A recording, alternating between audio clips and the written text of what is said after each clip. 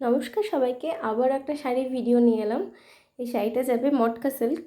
আমি জানি না ঠিক কতটা কালারটা বোঝা যাচ্ছে, মেবি ডিপ লাগছে, কিন্তু এটা ডিপ কালার না, ভীষণ হালকা আর মিষ্টি একটা ইয়েলো কালার।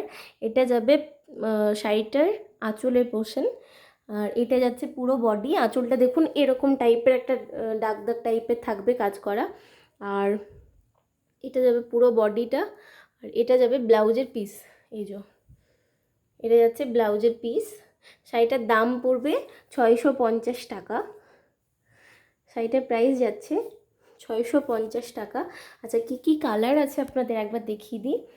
এই যে একটা গ্রিন কালার আছে, এটা পাতা বাটলে যেই রকম একটা কালার আসে সেই রকম একটা কালার যাবে।